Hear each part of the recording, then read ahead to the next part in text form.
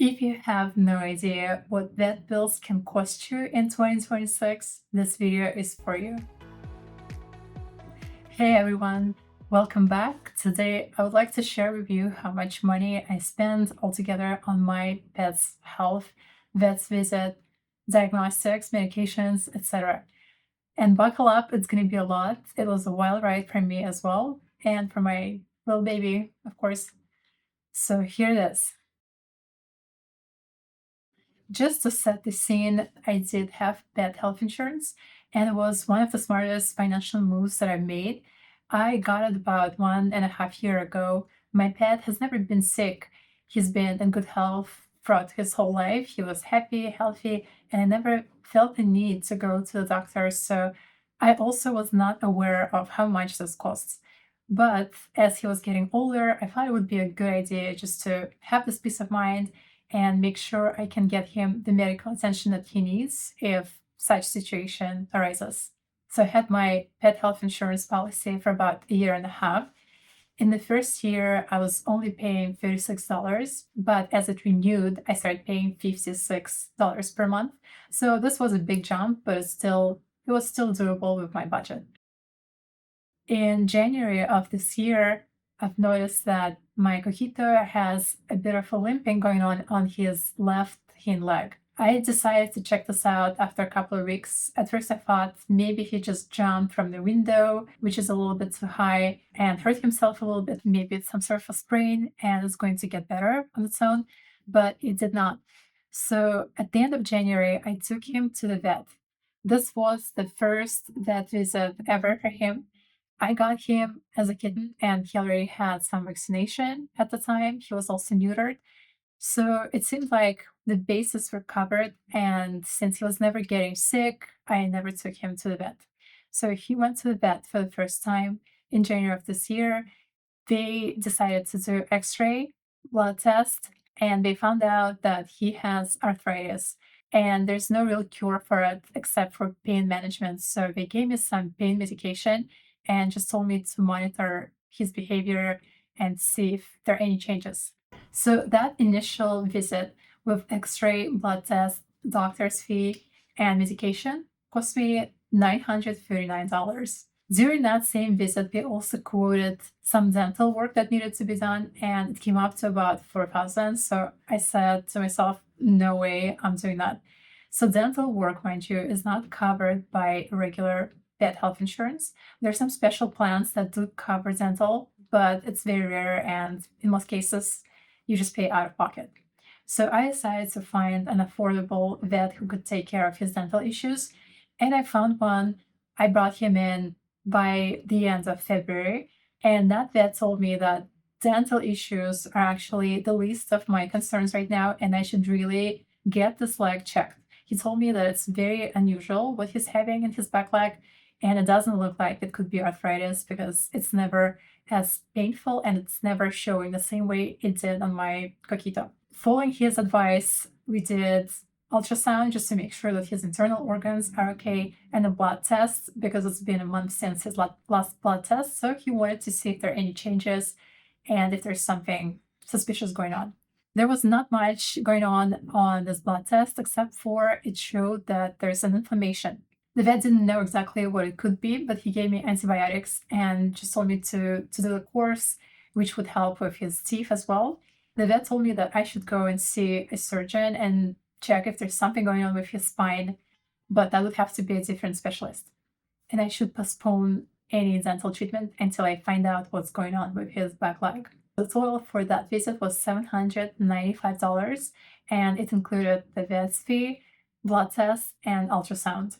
After talking to this last vet, I decided that it's definitely time for me to take him to see a specialist. However, the specialist recommended by this last vet was not available during the whole month, and I had to go to the emergency because he was getting worse and worse. When I went to emergency, they sent me straight to neurology. A neurologist was on site and available, so I spoke to them and they ran some tests on Coquito. He noticed that there's definitely something neurological going on with his back leg, and there was probably something with either muscles or skeletal issues involved as well. On the day when I came in for this emergency visit, the MRI technician was not available, so they could not test the same day. And they just told me that I have to possibly get a package of surgery and MRI, which was definitely more than I expected. It was about 12,000, if I remember correctly. That's what they estimated. I just wanted to get the MRI done to see what's happening and then see if I want to do the surgery or if there any other option. Because the MRI was not available, I decided to go to a different clinic, and I had very hard time finding any clinic that does MRIs. They're in general very expensive and very hard to find. So the estimates that I got throughout the city in New York were starting from 5 to 8,000 with potential add-ons as we do the procedure. The diagnostics alone is very expensive, but it was necessary in my case because it was difficult to find out what's going on otherwise. As I was looking for alternatives, I saw some positive reviews online for a medical center just outside of New York City where I could get quite easily, and I decided to give it a shot. They did not have an MRI machine, so they would just run a CT scan, which would show us if there's a cancer, if there's a fracture, and then they can give me an estimate of a surgery or any other procedure that I need to do. So I paid about $200-300 for this visit just to speak to the doctor.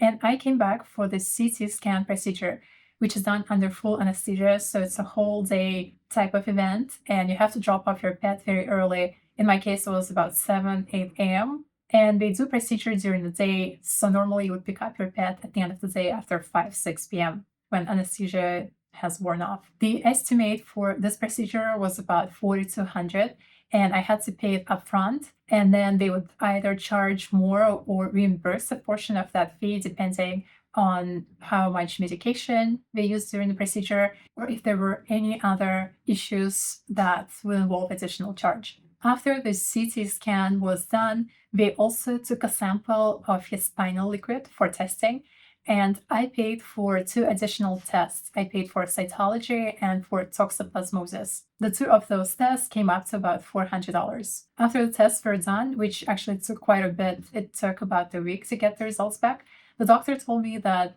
Coquito tested positive for toxoplasmosis, which is treated with antibiotics.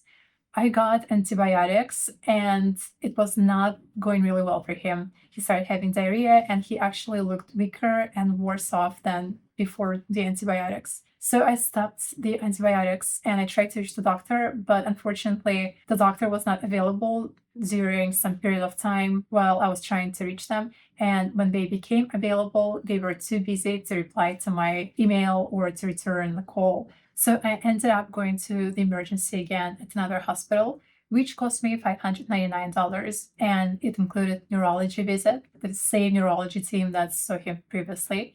And he also got some medication this time around as well. It was clear to the team that he needs an MRI scan, in addition a blood test, and again a toxoplasmosis test because they wanted to make sure that he does have this infection.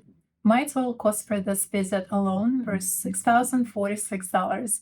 And yes, each time I had to pay with my credit card and then deal with insurance later to get reimbursed. So you have to be prepared and have enough balance available on your credit card or have cash on hand to be able to cover those expenses on the spot. So overall, I made 16 claims to my health insurance provider, and some of them are still under review, but most of them have been paid out. Initially, my payouts were very fast. I would get the same day payout for first few visits, but as the total of my payouts increased, the service has become a bit slower, which I understand they're probably trying to find out if those claims are true, if this really happened. However, you have to keep in mind that it might take about 3 weeks to get reimbursed or even 4 weeks just because of emailing, confirming, trying to get this 80% reimbursement back. So MRI, blood tests, and toxoplasmosis tests were $646, and a follow-up visit to discuss the results was $221.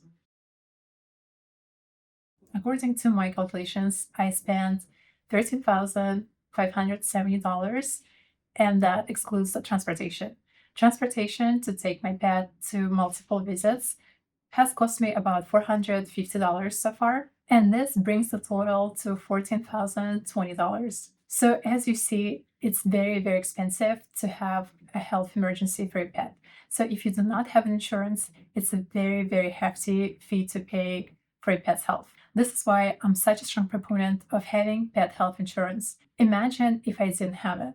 That could literally wipe out my savings or a big part of my savings that I have planned for a year and could have taken away from other plans that I had for the year, like my travel or any other large spending like buying electronics, upgrading my computer, upgrading my camera. All of that would not be possible if I didn't have pet health insurance. My pet health insurance covers 80% of the bills. So roughly, I paid about $2,800 out of pocket and insurance reimbursed the rest. So insurance paid about $11,200 for all of those procedures and testing. Imagine if I didn't have that. So that's another $11,000 I would have lost. I think my example makes it a very, very easy decision. Pet health insurance is a must-have. You're potentially facing outrageous vet bills. So be smart about your finances. Don't let an accident or an illness ruin what you have built throughout the years.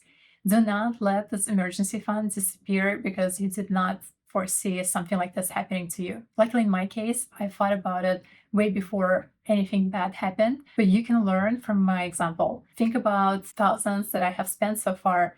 Even my out-of-pocket 20% is still very, very significant. $2,800 is not an amount of money I would part with easily.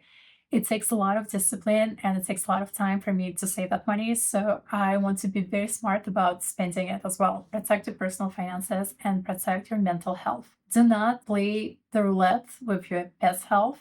Get the insurance, make sure you're covered, make sure your pet is covered, and they can remain healthy and happy. And here's my little baby, my little fur baby. He's not very happy when he's being held. So I'm gonna put him down. Right now, I'm doing physical therapy for him to help him get back on his feet and walk normally. So the moral of the story is do not let unexpected vet bills keep you off the track with your savings and your financial stability. I hope that you look into health pet insurance right now, find a viable option for yourself and your pet. So the goal is to keep your pet healthy and happy while you're building your wealth and working towards that financial independence that you want.